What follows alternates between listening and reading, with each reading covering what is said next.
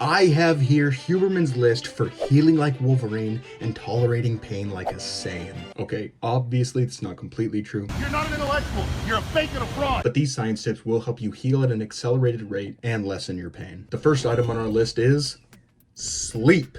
No surprise with the Huberman fans. Sleep is essential for the healing process. For this step, we want to be in our beds for at least 8 hours a day. Notice how I said in your bed and not asleep for 8 hours a day. While a full 8 hours would be ideal, some people are just wired differently and may not need a full 8. In addition, there's traumatic brain injuries, such as concussions, which may make it harder to sleep. That's why the first item on our list is, yes, sleep, but at least to be immobile for 8 hours a day. Why is sleep important? To dredge out the sewer, of course. The glymphatic system is like the sewer system of our brains. It clears out the protein and metabolic debris that surrounds neurons, especially damaged ones. This is especially important when healing TBIs. But my concussion keeps waking me up in the middle of the night. That's not very ideal, but the good news is that this cleaning mostly occurs early on during slow wave sleep. Remember summary number 5? This means that even if you're not able to dip into deeper levels of REM sleep, you'll still be accessing some great benefits. We can also use a couple tricks to improve the work of the glymphatic system. We can do this by sleeping on our sides instead of our backs and stomachs. If we have an injury that doesn't allow us to do this, we can also sleep with our feet slightly elevated, such as with a pillow under our ankles. Or we can do this by performing low-level cardio, so long as it doesn't agitate your injury. This is activities such as walking, cycling, etc.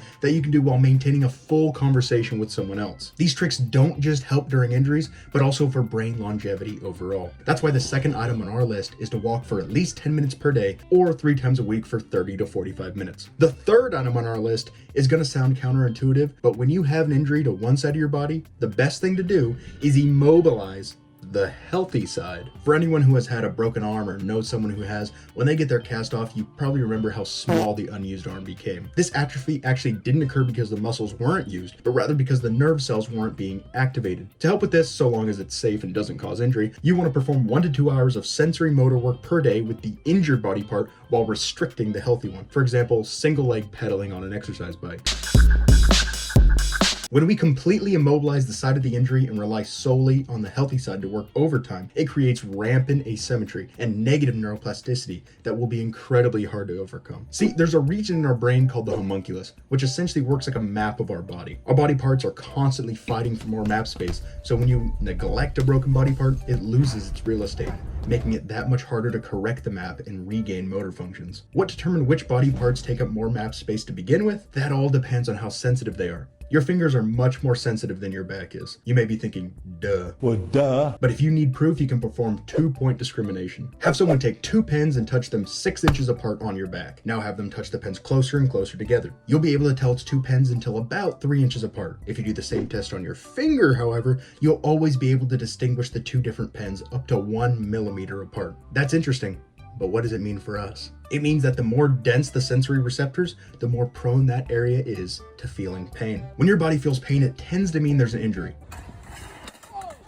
Though this isn't always the case, such as phantom limb pain. When there's more receptors sending out the pain signal, there's more cells that activate the inflammatory response. This is the tissue repair response, and it's actually good, so long as it doesn't become rampant. More sensitive areas will have better inflammation responses and heal faster than less sensitive areas. For us, this means we don't want to ice the injury. Icing an area of injury is actually more of a placebo. It will freeze up the pain neurons for a bit, but when they thaw out, they actually come back and scream even louder with pain than before. It also creates a sludging and clotting of the fluids in and around the injury site, restricting movement and actually increasing inflammation in the wrong direction. That's why we don't want to ice, but rather to apply heat. Heat has the opposite effect as cold therapy and actually improves viscosity to help the clearance of blood and other fluids. We want to avoid things like aspirin, ibuprofen, and acetaminophen in the beginning, as those reduce the healthy inflammation. We also want to avoid turmeric, as most sources are highly contaminated with lead and, in men, have anti-testosterone impacts. So, you got injured, you're applying all the tools on our superhero list,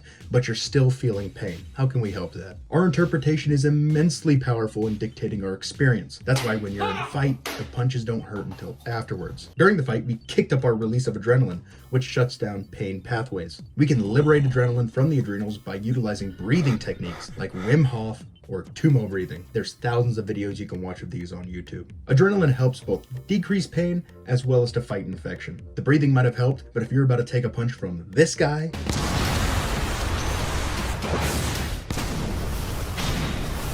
you're gonna want another ace up your sleeve. Insert love. If people are looking or thinking about a person, thing, or a pet that they love, their tolerance for pain can become extremely high. Even more, it turns out that the amount of obsession and infatuation that person has with said thing directly correlates to the increase in pain they can now tolerate. So, we have our tools for superhuman healing and the elimination of pain, but maybe you want to get a little wizard on it. Well, as it turns out, acupuncture is not a hoax. Acupuncture involves taking mainly needles and stimulating particular bodily locations. Through thousands of years of study, maps of the body surface were made that correlate to internal systems. For example, it was found that intense stimulation of the abdomen activates the inflammatory response, which can be beneficial if dealing with a bacterial infection, and that stimulating the hands and feet actually reduces the inflammation response. What does this mean? It means that there are real maps of the body surface that, when stimulated, serve to release neuromodulators to help us heal faster as well as reduce our pain. As always, this is a surface level dive into the Huberman Lab podcast. I recommend you watch the full video linked below. Thanks for watching.